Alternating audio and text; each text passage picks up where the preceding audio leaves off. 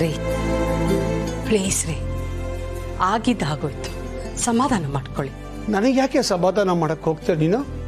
ನಾನು ಸಮಾಧಾನವಾಗೇ ಇದ್ದೀನಿ. ನೋಡಿ, ನಿಮಗೆ ತುಂಬ ನೋವಾಗಿದೆ ಅಂತ ನನಗೆ ಗೊತ್ತು.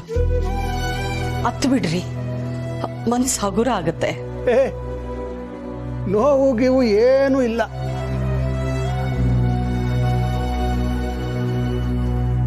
ಹೆತ್ತು ಹೊತ್ತು ಸಾಕಿದ ಅಪ್ಪ ಅಮ್ಮನ್ನ ಧಿಕ್ಕರಿಸಿದ್ದಾರೆ. ನಾವು ಅವ್ರಿಗೋಸ್ಕರ ಎಷ್ಟು ಕಷ್ಟಪಡ್ತೀವಿ, ಏನೆಲ್ಲ ಮಾಡಿಲ್ಲ.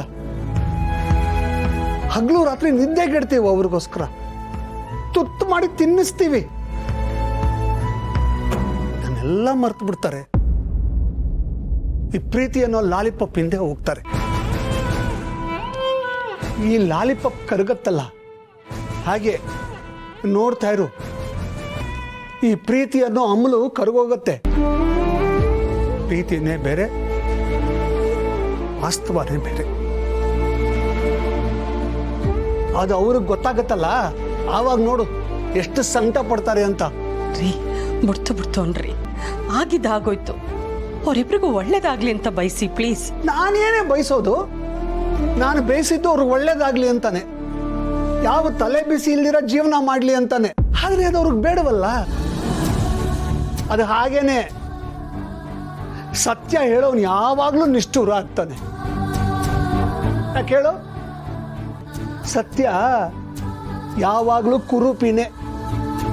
ಅದು ಯಾರಿಗೂ ಇಷ್ಟ ಆಗಲ್ಲ, ಯಾರಿಗೂ ಬೇಡ. ಅದು ಎಲ್ರೂ ಈ ಸುಂದರವಾಗಿರೋ ಸುಳ್ಳಿನ ಹಿಂದೆನೆ ಹೋಗ್ತಾರೆ. ಇದು ಹಾಗೇನೆ. ಪ್ರೀತಿ ಅನ್ನೋ ಸುಳ್ಳು ಹಿಂದೆ ಹೋಗಿದ್ದಾರೆ, ಭ್ರಮೆ ಹಿಂದೆ ಹೋಗಿದ್ದಾರೆ.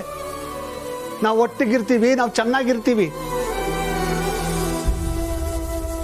ಅವ್ರಿಗೆ ಗೊತ್ತಿಲ್ಲ, ಭ್ರಮೆ ಯಾವತ್ತೂ ನಿಜ ಆಗೋದಿಲ್ಲ.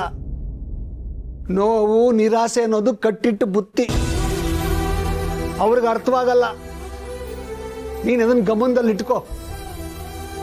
ಸುಮ್ಮನೆ ಕುರುಡಾಗಿ ಸಪೋರ್ಟ್ ಮಾಡಕ್ ಹೋಗ್ಬೇಡ. ಪ್ರೀತಿ ಪ್ರೀತಿ ನಾನು ಇಂಥ ಪ್ರೀತಿನ ಎಷ್ಟು ನೋಡಿಲ್ಲ.